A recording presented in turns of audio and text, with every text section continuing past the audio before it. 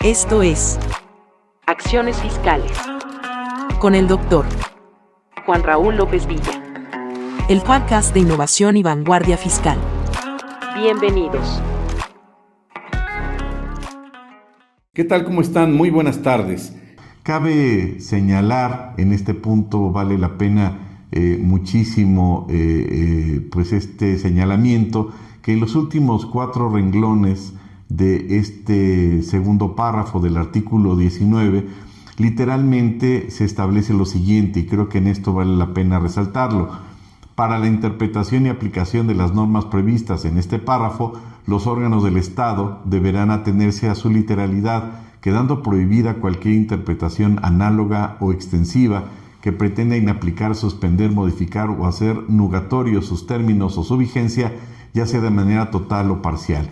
Y con esto tenemos pues para mucha información, para un curso podríamos decir, ya que el legislador estableció de manera irrestricta que la interpretación y aplicación de las normas previstas en el segundo párrafo del artículo 19, que es el que precisamente regula lo referente a la prisión preventiva oficiosa para determinados delitos, y a partir de diciembre de 2024, pues para los delitos de contrabando y de compra-venta de facturas falsas, pues tendría que apegarse entonces el gobernado pues nada más a la literalidad, y prohíbe el legislador cualquier interpretación análoga o extensiva que pretenda entonces inaplicar, suspender, modificar o hacer nugatorios sus términos o su vigencia de manera total o parcial. Sin embargo, del análisis de este párrafo que acabamos de leer,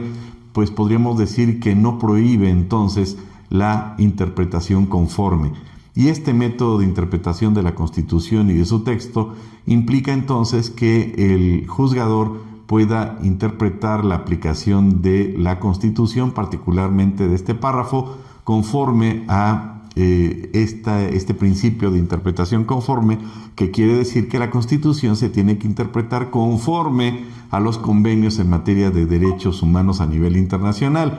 Pero además de ese punto, de ese rubro verdaderamente interesante, bueno, pues es de trascendental importancia recordar que precisamente el 25 de agosto de este año, pues la Suprema Corte de Justicia, en una contradicción de tesis, pues estableció y señaló de manera clarísima y precisa pues que el artículo 19 en lo que respecta a los delitos fiscales es inconstitucional por violentar el principio, por violar la presunción de inocencia, por violentar o no considerar el concepto de proporcionalidad.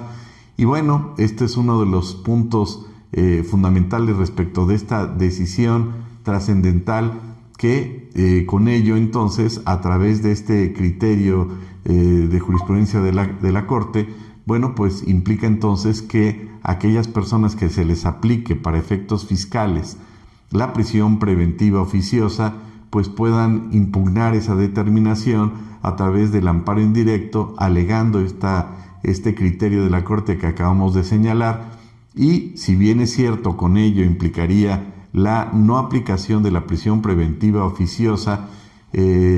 y con ello, bueno, pues no queda o no debería quedar a discrecionalidad del juez el otorgamiento de la prisión preventiva oficiosa, sino la no aplicación de la misma en función o en proporción de que el contribuyente o el particular pueda promover juicio de amparo en contra de esa determinación, señalando la jurisprudencia que acabamos de comentar, el criterio de la Corte, quedará entonces a criterio de la autoridad jurisdiccional, entonces, de acuerdo a la información aportada en el juicio, pues la aplicación entonces de la prisión preventiva justificada, que a final del día es una medida cautelar que se va a adecuar o que se podría adecuar con los estándares del sistema acusatorio a nivel internacional, y será entonces el Ministerio Público en su caso quien tendría entonces la posibilidad de solicitar la prisión preventiva justificada, siempre y cuando cumpla con el requisito exacto de poder argumentar ante el juez la necesidad de llevar a cabo esa imposición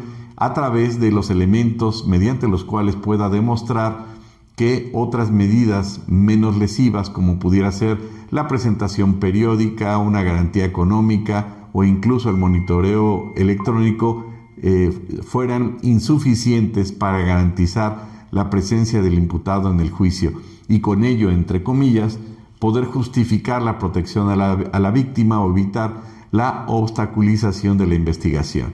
En este tenor quedará entonces en el juez correspondiente, pues una vez escuchando a la defensa, tomar la determinación o la decisión basada en la evidencia presentada sobre el riesgo de fuga o no, o el peligro que puede implicar o representar al imputado, y por tanto sería una medida cautelar excepcional de carácter individual y que pueda ser revisable en su aplicación. Y con ello entonces tenemos como base y elemento general, dicho desde una perspectiva muy amplia, pues este aspecto de que la prisión preventiva oficiosa, si bien es cierto, se implementa para delitos fiscales en 2024, en diciembre de 2024, y con la respectiva reforma que se pretende llevar a cabo para 2026, en el sentido de que pues se reforma o se pretende reformar el 113 bis. Este ya contempla, ojo, pues la denominación de compra-venta de facturas falsas. Por tanto, ya está en concordancia con lo que dispone el artículo 19 constitucional y en teoría, pues sí existe, a diferencia de como lo habíamos comentado en alguna otra ocasión, ya de ser aprobado, pues existiría, de ser aprobado por la Cámara de Diputados y Senadores,